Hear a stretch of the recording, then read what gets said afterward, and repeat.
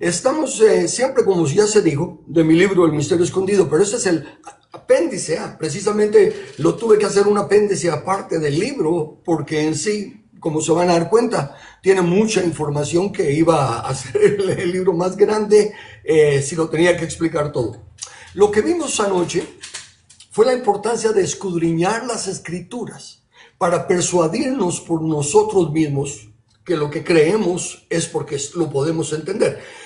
Si creemos una verdad, pero no porque la estudiamos, no porque ya nos percatamos nosotros por nosotros mismos, como dije anoche, es una creencia prestada, no es un mérito propio. Y cuando lleguemos, cuando se nos haga el examen y se nos haga la pregunta, como simplemente copiamos la respuesta de otro, no vamos a saber qué decir. Entonces, el propósito de esta enseñanza, así pausada, primero fue poner la base de la necesidad de estudiar la Biblia, respetando las reglas de gramática como cualquier otro libro, porque en cuanto a su hechura, en cuanto a su formación, es un libro y está escrito en un idioma. Por lo tanto, tiene que sujetarse a las reglas del idioma para poder entenderse lo que está escrito. Desde luego, lo que está escrito es inspirado por Dios. Es el Espíritu Santo hablando a través de personas con las limitaciones humanas que los escritores tuvieron. Por eso hay cosas que no pudieron entender, el misterio escondido, pero que ahora, por el mismo Espíritu Santo que escribió este libro miles de años atrás, él sí sabe lo que quiso decir cuando lo escribió. Por eso es que es tan importante entender que primero tenemos que conocer qué significaban las palabras y las expresiones en el momento en que fueron escritas, en esa época, para luego poder aplicar el principio a nuestra vida. Entonces hoy a lo que quiero llegar es a la importancia de examinarnos a nosotros mismos. Le voy a poner esta pregunta por delante. Es la que yo mismo tengo que responder y cada uno de nosotros tenemos que responder. Como no hay nadie a quien rendirle cuentas a la par, no tenemos por qué sentirnos obligados a decir sí o no, ni nada, sino que es con nosotros mismos, pero sí delante de Dios. La pregunta es esta: ¿escuchamos con la predisposición de defender nuestro punto o nuestras ideas, o escuchamos con la actitud de buscar la verdad? Si resulta que la verdad es la que nosotros, cuando leemos la Biblia, vemos que es lo que queremos, lo defendemos. Pero si cuando leemos la Biblia no encontramos en el escrito está la base de lo que creemos, entonces tenemos que aceptar que los equivocados somos nosotros. Y aceptarlo es lo mejor que nos puede pasar, porque entonces podemos dedicarnos a lo que tenemos que hacer. Bien. Voy entonces ahora a ir a responder esta pregunta y se la hago a usted. ¿Cuál cree que fue el propósito original de Dios para la tierra? ¿Cómo creó Dios la tierra? ¿Por qué creó Dios la tierra? En primer lugar, respetamos el concepto que tenemos de que nuestro Dios es un Dios de orden. Él hace todas las cosas en orden y las hace, desde luego, para bien. Él es bueno y para siempre es su misericordia. Entonces, ¿cuál sería la idea original de Dios para crear la tierra? Bueno, ya mencioné antes que lo que creemos acerca del futuro es lo que decide cómo actuamos en el presente. Hoy quiero añadirle otro concepto. No se puede entender el final si no se entiende el principio. ¿Por qué? Porque ¿cómo le vamos a encontrar fin a una historia que no conocemos cómo se inició? Entonces necesitamos volver al inicio. Y lo que hice ayer fue el inicio nuestro de cómo estudiar la Biblia, qué reglas respetar, qué normas tomar y cómo hacerlo. Ahora vamos a regresar al principio. ¿Cuál fue el propósito de Dios? ¿O qué nos dejó en su manual para que nosotros sepamos qué piensa Dios de la creación de la tierra? Me remonto a Isaías capítulo 45, versículo 18, y dice así: porque así dijo Jehová, que creó los cielos. Él es el Dios, Él es Dios, el que formó la tierra, el que la hizo y la compuso. No la creó en vano, para que fuese habitada la creó. Yo soy Jehová y no hay otro. Ok, notemos lo específico de esta escritura. Es Dios hablando, se identifica como el creador de los cielos y el creador de la tierra. Y luego nos declara a nosotros, los habitantes de la tierra, que Él la hizo, la compuso y no la creó en vano. En vano es por gusto, no la creó para nada, no, así para que estuviera vacía, ¿no? No, Él dice no la creó en vano. Fue para que fuese habitada, la creó. Yo soy Jehová y no hay otro. Otra cosa que tenemos que recordar de Dios que es inmutable. Si la creó para ser habitada, cuando la creó, ¿seguirá queriendo Él que la tierra sea habitada? ¿Seguirá siendo ese su propósito? La respuesta es definitivamente sí. Porque si no, si permitimos que nuestra mente se ponga a razonar, sí, pero quizá como las circunstancias y que esto y lo otro, si nos permitimos razonar que tal vez Dios pudo cambiar de opinión, deja de ser Dios. Ya no es su infalibilidad y su inmutabilidad. Así que el primer texto es, Él creó los cielos y formó la tierra para ser habitada. Me voy ahora al otro salmo, el Salmo 104, versículo 5. Dice, Él fundó la tierra sobre sus cimientos. Dios le puso cimientos a la tierra. Seguramente son buenos cimientos. No creo que Él haya edificado sobre la arena cuando nos enseñó a nosotros a no hacerlo. Entonces Él fundó la tierra sobre sus cimientos. No será jamás removida. Otra palabrita muy, muy fuerte. Jamás. Nunca. O sea que aquello que se fundó sobre el fundamento, sobre los cimientos, fue fundada para siempre. Entonces ya vamos teniendo dos porciones en las que se está hablando del propósito de Dios para la tierra, de la razón de Dios al crear la tierra. Número uno, que sea habitada. Número dos, que es para siempre. Entonces, nunca puede quedar desolada y vacía la tierra. Ok, Dios creó la tierra para ser habitada y su existencia está garantizada, nunca dejará de ser. Ok, cuando encontramos estos textos que parecen indicar una catástrofe, que las estrellas se caen y cosas de los demás, están allí, así que tenemos que interpretarlas, pero ahí es donde entra una de las reglas de las que hablamos ayer, ¿verdad? Es un libro apocalíptico, es una revelación simbólica, no son estrellas literales cayendo a la tierra. Hay estrellas mucho más grandes que la tierra que no caerían a la tierra, destruirían la tierra. Entonces, tenemos que tener la base, estoy poniendo la base para aclarar el futuro, para aclarar el propósito de la tierra. Número uno, entonces, Dios la creó para ser habitada, jamás será destruida y su estabilidad está garantizada. Me voy a un tercer versículo. En boca de 2 o 3 testigos conste toda verdad, dice la misma escritura. Entonces, en el Salmo 24:1, este está todavía más especial porque dice, de Jehová es la tierra y su plenitud, el mundo y los que en él habitan, porque Él la fundó sobre los mares y la afirmó sobre los ríos. Aquí también este texto nos va a servir para un excelente ejemplo de lo que mencioné ayer. Cuando hablamos de que hay que entender la Biblia literalmente, como por ejemplo ahorita los énfasis que estoy haciendo, que Jehová fundó la tierra para ser habitada, y estoy haciendo el énfasis en la literalidad de que es para ser habitada, no para estar vacía. Entonces hay otras palabras como esta del Salmo, si se da cuenta, dice el de Jehová la tierra y su plenitud, el mundo y los que en él habitan, porque él fundó sobre los mares y la firmó sobre los ríos.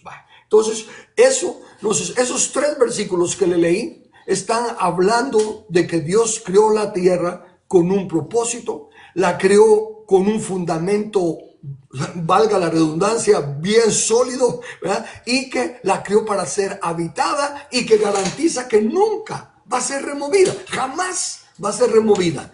Ya teniendo ese concepto pues de la tierra, nuestro planeta en el que habitamos, nunca va a dejar de ser. Siempre va a haber habitantes aquí en la tierra. Para eso la creó Dios. ¿Ok? Entonces llego al versículo que quiero usar como ejemplo todavía de la creación de la tierra, pero con una palabra clave para aclarar este principio de literal. Va a oír la lectura de lo literal que está escrito y y si ha estado razonando, va tal vez a captar las cosas antes de que yo trate de explicarlas. Es el Salmo 115, el versículo 16. Dice así: los cielos son los cielos de Jehová, y ha dado la tierra a los hijos de los hombres. Ok, note lo que le digo de literal. Si tomo esta palabra literal, dice aquí que Dios le ha dado la tierra a los hijos de los hombres. Entonces puedo decir, quiere decir que la tierra es de nosotros. Dios nos ha dado la tierra. Ha dado la tierra a los hijos de los hombres. Y si solo eso dijera, tendríamos que aceptar que es una interpretación válida. Me está diciendo que ha dado la tierra a los hijos de los hombres, así que la tierra es nuestra. Sin embargo, como ya puse el trasfondo, porque ese es el punto importante, la suma de tu palabra es la verdad.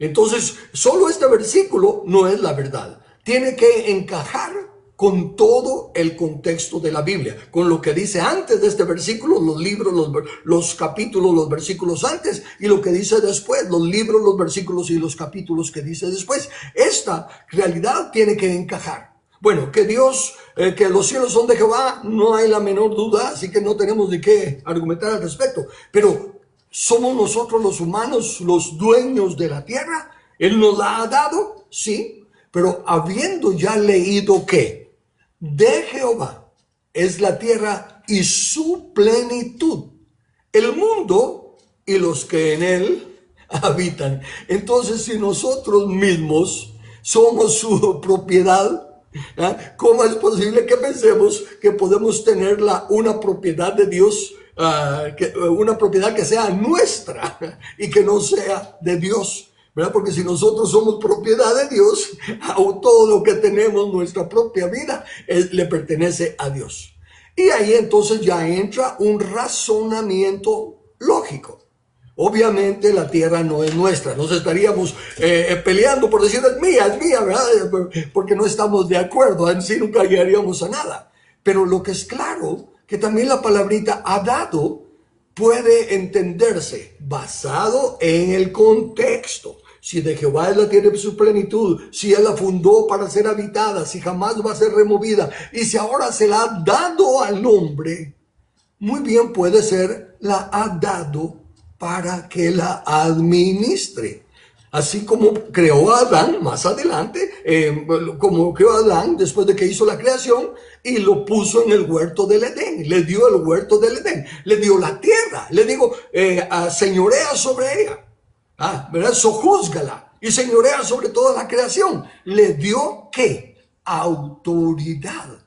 Le encomendó la administración de su propiedad. No se la dio en propiedad. ¿Por qué? Porque aún más adelante, porque esa es la bendición de que ahora, ya conociendo el futuro, del futuro de estos versículos, desde luego, no el nuestro, conociendo que ya se cumplieron estas cosas, vemos que más adelante en los Salmos habla de que le dice el Padre al Hijo, pídeme y te daré las naciones por herencia y como posesión tuya los confines de la tierra. O sea que si Dios todavía sigue teniendo el derecho, la autoridad para dárselas en herencia al postrer Adán y darle todo a la tierra, quiere decir que este versículo aquí, por sí solo, pudiera causar conflicto. Pero como hay una verdad clara en la Biblia, que la doctrina tiene que basarse en la suma de la palabra.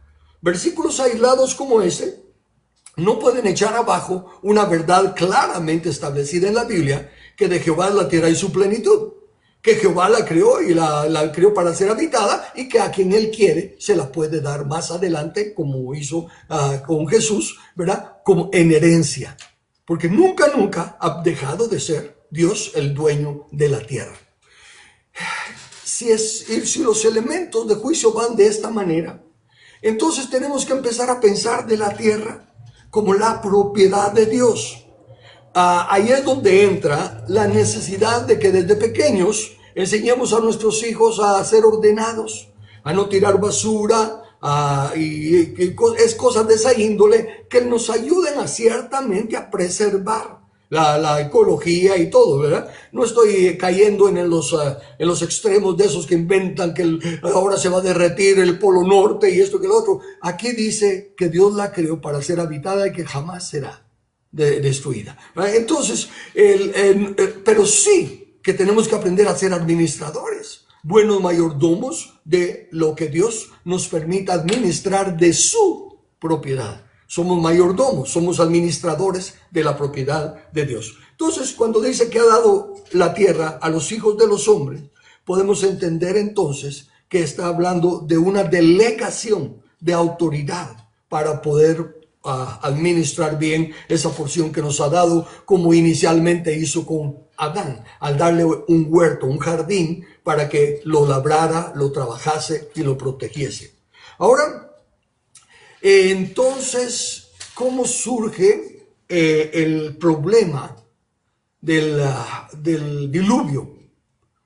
El diluvio destruyó el diluvio. Si me fuera a otro versículo, que sí lo voy a citar, pero más adelante, no todavía, donde dice el apóstol Pedro, el mundo que entonces fue, refiriéndose al tiempo del diluvio, dice, fue anegado por agua. Entonces aquí encontramos uno de esos versículos que presenta una catástrofe de dimensiones mundiales, ¿verdad? El diluvio. Así que leamos esa porción, pero ahora tenemos un trasfondo. No nos enfoquemos solo en lo que vamos a leer. Sí, entendamos la parte que nos está añadiendo, la nueva luz que nos está dando esta porción del diluvio. Pero no nos quedemos solo en este espacio, en este marco del diluvio. Mantengamos el fundamento. Dios creó los cielos y la tierra. Dios la creó para ser habitada. Dios dice que la creó y que jamás jamás dejará de ser. Entonces ahora sí, me voy a Génesis capítulo 6, versículos 5 al 7. Y vio Jehová que, prestemos atención a las palabras claves. Aquí nos está diciendo por qué va a actuar Dios. ¿Por qué va a actuar Dios? Porque vio algo. ¿Ok? Eso es lo importante. Y vio Jehová que la maldad de los hombres era mucha en la tierra. Permítame hacer un paréntesis aquí que también es algo para ayudarnos. En la Biblia la palabra maldad y la palabra iniquidad en su idioma original tienen un significado más amplio que como la usamos hoy en día, ¿verdad? Nosotros pensamos ese es un malvado asesino, un malvado ladrón y todo lo demás. Pero malvado e inicuo no se refiere a hacer solamente cosas malas. No se refiere a ser un ladrón, un asesino, un violador. No. No se refiere a eso. Definitivamente es maldad. Pero me refiero más que todo, la palabra maldad e iniquidad, porque a veces se usan así una u otra, significan que se actúa sin respetar la ley. Claro, si se roba no se está respetando la ley. No, pero aún si se está regalando dinero a una persona que nos parece necesitada, es una buena obra. El que da al pobre, Jehová se lo repagará y todo lo demás. Pero supongamos que ese es un truán, uno de esos farsantes que andan hasta inventando que tienen a un hijito enfermo y todo lo demás. Y se les da dinero, aunque sea por buena voluntad y siendo un acto bueno, pudiera ser un acto de iniquidad o de maldad, porque se está actuando sin respetar las reglas. ¿Y cuáles son las reglas? Somos mayordomos de Dios. El 100% de lo que nosotros tenemos le pertenece a Dios. Nosotros decimos ya el diezmo que es de Jehová. Sí, el 90% también es de Jehová. Solo que nos lo da a nosotros para que nosotros lo administremos. Pero de Él es la tierra y su plenitud, el mundo y los que en Él habitan. No hay nada que sea de nosotros. Entonces Él quiere que aprendamos a discernir lo bueno y lo malo, y la forma de hacerlo es creyendo a su palabra nada más, no a las interpretaciones que se hacen de ella por los hombres. Entonces aquí vio Jehová que la maldad de los hombres era mucha en la tierra. Le quiero sugerir que basado en lo que ya le expliqué, no piense inmediatamente. Fíjese que yo he oído, no sé si usted lo ha oído, pero yo sí he oído a predicadores decir que eran homosexuales y que por eso Dios mandó el diluvio y destruyó a esos inmundos y todo lo demás. Yo no encuentro eso en la Biblia. Yo no encuentro que dice que estaban robándose y adulterando. Simplemente dice la maldad de los hombres. Que incluye todo lo anterior. Que puede incluir robos, asesinatos, homosexualismo. Sí. Puede incluir toda clase de pecado que usted quiera. Pero el punto es que también puede incluir una vida aparentemente normal. O y lo que es más, hasta una vida aparentemente buena y dadivosa.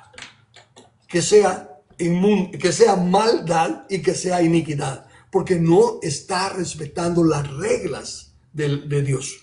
Bueno, pero ¿acaso entonces estoy diciendo que ayudar a los pobres puede ser maldad, esto y lo otro? Bueno, recuérdese que hay una porción en la que la pobreza también esa es otra cosa. Hay diferentes palabras para referirse a pobreza en la Biblia. Y por lo general, lo que la Biblia llama pobreza es el que no tiene recursos propios, que no puede salir adelante por sí solo. Entonces necesita ayuda. Cuando nos quedamos sin trabajo, yo recuerdo que en mi juventud, en la empresa en la que yo trabajaba, se quebró y todo, y nos quedamos en el aire los trabajadores. Y todo ese tiempo que anduve buscando trabajo y todo, nadie me estaba dando nada, ¿verdad? Entonces, en ese entonces yo era un necesitado también, pero desde luego a las facilidades de conseguir otro trabajo y seguir adelante. Pero aquí, note, por favor, lo que Dios dice. Y olvidémonos de las prédicas que hemos oído donde ya nos delinearon cuál era la clase de pecado que la gente hacía, porque al menos yo no la leo en la Biblia. Sigo leyendo entonces. Y vio Jehová que la maldad de los hombres era mucho en la tierra. Y ahora escuche. Y que todo designio de los pensamientos del corazón de ellos eran de continuo solamente el mal. ¿Se está dando cuenta dónde está todo el pecado de ellos? Los designios. El designio es como el patrón del pensamiento, lo que forma los pensamientos. Como yo ya sé que si este no está viendo y yo le quito lo que está ahí, a él se le olvida ni se va a recordar que lo dejó, así que ni le va a doler ni se va a sentir triste y yo me gané aquello. Me refiero, ya hay un patrón de pensamiento y todos los designios de los pensamientos eran de continuo solo el mal. Seguimos afectados con eso. Porque oímos una noticia y lo primero que pensamos que algo pasó mal. Estamos esperando a alguien que ya se tardó y no ha venido a saber qué le pasó, ¿verdad? Entonces los designios, la forma que los pensamientos trabajan por el engaño al que fuimos sometidos por el maligno, siempre nos lleva primero a analizar lo malo. No se nos ocurre cuando, no vino a saber qué favor está haciendo, a saber a quién está ayudando. No es así. Siempre es, ¿qué habrá pasado? Entonces, pero aquí la cosa se pone más fuerte porque dice que todo designio. Ya no había una pizca de bondad, déjeme corregirme. Y no es de que ya no había una pizca de bondad, sino que ya no había una pizca de iniciar con un pensamiento positivo. De oír algo y buscarle el lado bueno, ¿no? Eso ya no se daba. ¿Ya se hacían obras buenas? Sí, ya le dije que iniquidad es hasta hacer obras buenas, pero hacerlas uno por el pensamiento cuyo designio es para mal. ¿verdad? Porque sí, porque yo voy a ayudar a este, porque así me van a venir 100 veces más a mí. ¿Ah? Ya ahí es un mal pensamiento, ya es un designio malo, cuando está, porque ya en realidad ya no es el corazón y el deseo de ayudar, sino que la recompensa que yo voy a tener. Sigo siendo un egoísta, sigo siendo alguien pensando mal. No estoy pensando en el prójimo, o como hoy en día se dice. Entonces, todos los designios de los pensamientos del corazón no ha salido ni a la boca. Se recuerda que más adelante se nos enseña, Jesús nos enseña, que el que mira a una mujer para codiciarla ya adulteró con ella en su corazón. Bueno, entonces sí, ahí había un montón de adúlteros y todo que nunca tocaron a una mujer. Pero con solo tener el designio de que si tuviera la oportunidad, si pudiera, ya. Entonces vio Dios que todo designio de los pensamientos del corazón de ellos era de continuo solamente el mal, y se arrepintió Jehová de haber hecho hombre en la tierra, y le dolió en su corazón. Otra pausa, porque son cositas que leemos con el entendimiento de hoy en día. Por ejemplo, lo último que leí, y se arrepintió Jehová. ¿Qué es arrepentirse? Arrepentirse es reconocer que una cosa que se hizo, un paso que se dio, unas palabras que se hablaron, algo que se hizo no era lo correcto, y uno se arrepiente y lo tiene que corregir. Porque si se está arrepintiendo, si está reconociendo que hizo algo malo, pues lo tiene que corregir. Sin embargo, ¿de qué se puede arrepentir Dios? ¿Qué no sabía Dios? ¿Acaso no sabía que iban a comportarse así? Ve, cuando ya usa uno el razonamiento para quitar lo que obviamente no puede ser. Dios no se puede arrepentir en el sentido que nosotros conocemos el arrepentimiento. Pero Dios, de todos modos, a través de humanos, manifestó que el dolor de su corazón. Para que no que se puso triste, no que se desalentó, pero es para que nosotros nos vayamos dando cuenta que Él ama a su creación, que Él quiere lo mejor para su creación, la creó para ser habitada, y creó al hombre para que señorease y sea su imagen y semejanza. Entonces, lo que tenemos que tener nosotros la claridad es que Dios es bueno, que para siempre es su misericordia, que su bondad nos sigue todos los días de nuestra vida. Pero por los designios de nuestro pensamiento, por la cultura en la que vivimos y no estudiar la Biblia para transformarnos por medio de la renovación del entendimiento, le atribuimos a Dios cosas humanas que en el contexto del tiempo, de la historia, de la Biblia, no significan lo mismo que nosotros pensamos. Entonces Dios no se arrepiente de nada. Pero eso fue un paréntesis aparte. Regresemos a que vio Dios la maldad y se arrepintió. Sigo leyendo el mismo texto de Génesis 6, 5 y 7. Y dijo Jehová, para que tenga el impacto que necesito que tenga, voy a leerlo desde otra vez desde adelante. Vio Jehová que la maldad de los hombres era mucha en la tierra, y que todo el designio de los pensamientos del corazón de ellos era de continuamente solo el mal. Y se arrepintió Jehová de haber hecho al hombre en la tierra, y le dolió en su corazón. Y dijo Jehová, raeré de sobre la tierra, de sobre la faz de la tierra. La faz es la parte que se ve, la cara de la tierra, no se ve todo lo que hay abajo. Y raeré de sobre la faz de la tierra a los hombres que he creado, desde el hombre hasta la bestia, y hasta el reptil y las aves del cielo, pues me arrepiento de haberlos hecho.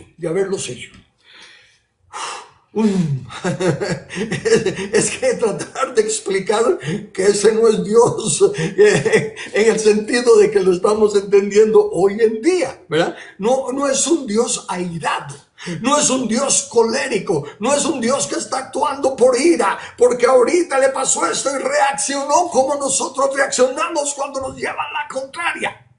No, Dios es el creador, el sustentador de todo el universo. el que saca la luna, el sol, las estrellas y todo en su orden y cuando quiere, el que solo con, ni siquiera decirlo, solo con pensarlo ya transforma las cosas. Pero nos está dejando ver aquí la calidad de Dios que es, la calidad de creador que es. Pero también está, ¿verdad?, diciendo, no, lo que están haciendo ya llegó a un límite.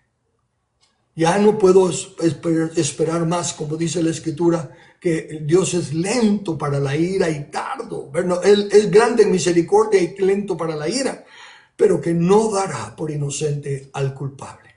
Entonces llega el momento y entonces dice, raeré al hombre de la tierra. Entonces, quiero resumir ahorita lo poquito que he dicho. A lo que desagradó a Dios fue la maldad del hombre, la corrupción del corazón. Dios no se arrepintió de haber creado la tierra. Eso no lo dice. Y tampoco se dolió, sino que solo se dolió, por el hombre. Dios no dictó ninguna palabra contra la tierra, sino que por la condición y la actitud del hombre.